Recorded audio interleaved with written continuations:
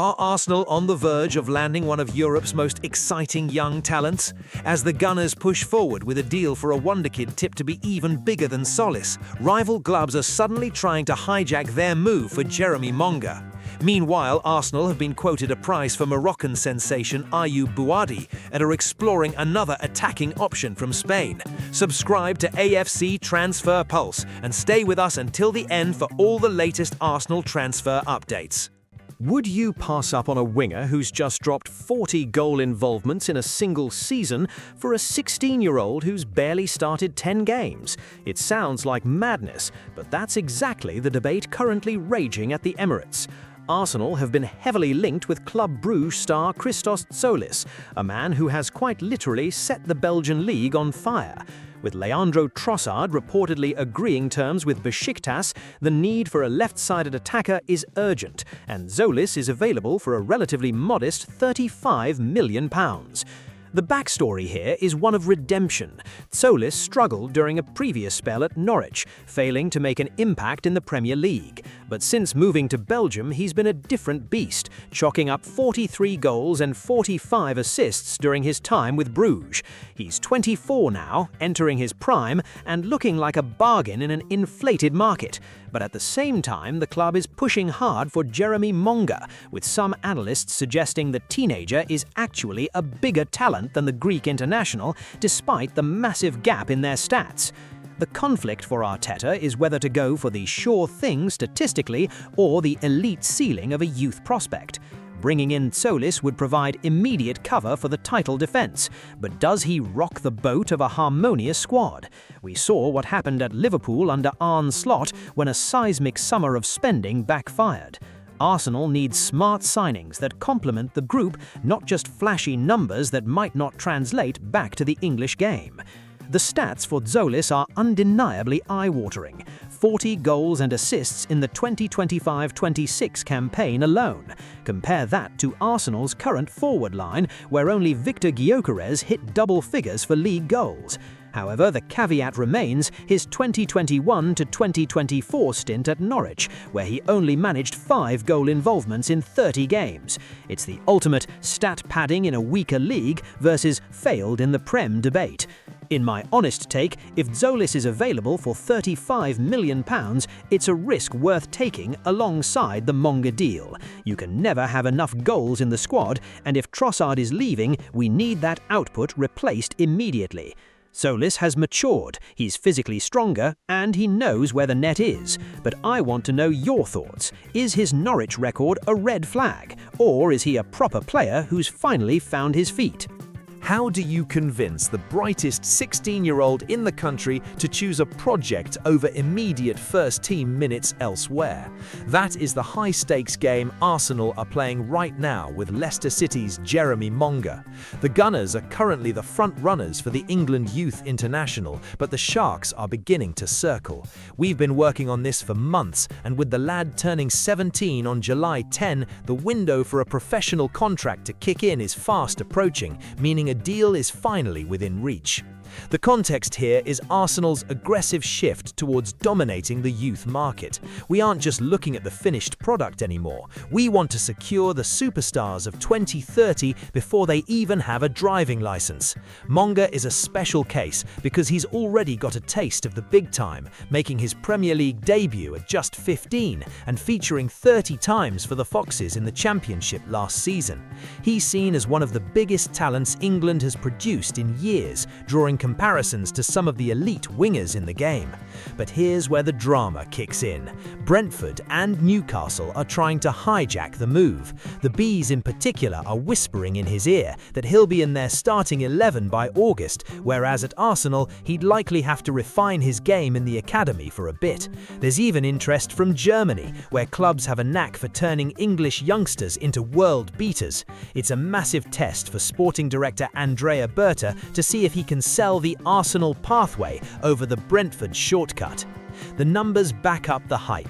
Despite his age, he averaged a successful dribble per game in the championship, a better return than many players twice his age. He's already made 37 senior appearances, which is staggering for a 16-year-old. Fabrizio Romano has even weighed in, saying Arsenal are advancing and going very strong, with a "here we go" potentially on the cards this summer. Honestly, this is a proper no-brainer for me. Monga is a superstar in the making, and if we let a rival like Newcastle or even Brentford snatch him away, we'll be kicking ourselves for years. He's got pace, directness, and a level of confidence that you just can't teach. Yes, he might need a year in the U21s, but the ceiling for this lad is through the roof. Would you be gutted if we missed out on him to a club like Brentford? Can an 18-year-old really be the missing piece in a championship-winning midfield? Or are we just seeing a World Cup hype tag being slapped on the latest bright young thing? This is the dilemma surrounding Ayyoub Bouaddi, the Lille midfielder who has just announced himself to the world with a stunning performance against Brazil. While most fans are just waking up to his talent, the word is that Arsenal have been working on this deal behind the scenes for months, maintaining contact with his camp since January last year. Why is this happening now? Because the World Cup in the States is the ultimate shop window, and Bouaddi's display in Morocco's 1-1 draw with Brazil has sent his stock through the roof. Arsenal aren't just looking for potential here. They've reportedly told the lad he'd be an important part of the first-team squad straight away. That's a massive statement of intent for a teenager. It shows that Arteta and the recruitment team view him as a ready-now prospect who can handle the physical demands of the Premier League.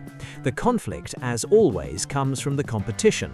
Paris Saint-Germain are lurking, and they love a homegrown League One talent. It's a straight-up battle between the allure of the Parc des Princes and the chance to join the Premier League champions under a manager who has a proven track record of improving young players. Lille know they have a gem on their hands, and they aren't budging on their valuation, demanding a cool €70 million. That's about £60 million to let him leave the Stade Pierre-Mauroy. The facts are hard to ignore.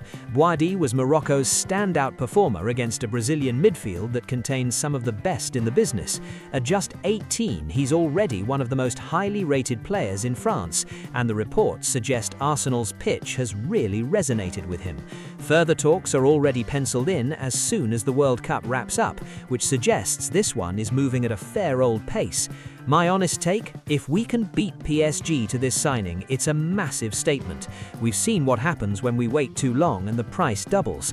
Bouaddi looks like a generational talent, calm on the ball, tactically disciplined, and clearly not overawed by the big occasion. 60 million is steep, but for a player who could anchor our midfield for the next decade, it might just be the smartest business we do all summer. But I want to hear from you. Would you start him over our current midfield options next season? How much is a potential world beater actually worth in today's market? And would you risk £65 million on a player who hasn't yet hit the 20-goal involvement mark in a single season? It's a massive question facing the Gunners' hierarchy right now as they look to build on their recent Premier League dominance. The North London Giants were arguably the most dominant force in Europe last term, finally clinching the title after 3 years of coming up just short. But the gaffer knows that standing still in this league is as good as moving backwards. The context here is critical because we're starting to hear murmurs about Gabriel Martinelli's future at the Emirates. If the Brazilian does decide his future lies elsewhere, Mikel Arteta isn't just looking for a body to fill the gap. He wants a specific profile to maintain that tactical edge on the flanks. Barrenetxea is a proper product of the Real Sociedad system, a club renowned for nurturing talent and giving youngsters their head in the first team. He made his debut at just 16, the youngest for the club since the 1930s, and has since racked up over 200 appearances in the Basque Country. However, there's a real bit of drama brewing regarding the valuation. Sociedad are famously tough negotiators, and they've made it clear they won't even sit at the table for anything less than his £65 million release clause. This creates a tension between the need for recruitment and the necessity of financial pragmatism. While Barrenetxea played his part in Sociedad's historic Copa del Rey triumph this season, some critics are asking if that money wouldn't be better spent on a more proven world-class attacker who can guarantee double-digit returns immediately. Looking at the cold, hard numbers, the 24-year-old has 28 goals and 18 assists in his 234 appearances for the club. He's a regular in La Liga, but the fact remains he's yet to truly explode statistically in the way someone like Nico Williams has. Arsenal's recruitment last summer was top draw and led them to 2 major finals, so the scouting department clearly has a type, and Barrenetxea's versatility and experience at a young age fit the bill perfectly. In my honest take, this feels like a high-risk, high-reward scenario. 65 million quid is a lot of wedge for a player who is still developing his end product, especially when you're the champions and everyone is gunning for your spot. If we lose Martinelli, we need a certified game changer, and while Barrenetxea is a lovely footballer, I'm not entirely convinced he's the one to keep us at the top of the mountain. But what do you lot think? Is he a proper player worth the splurge, or should we be looking for someone more clinical?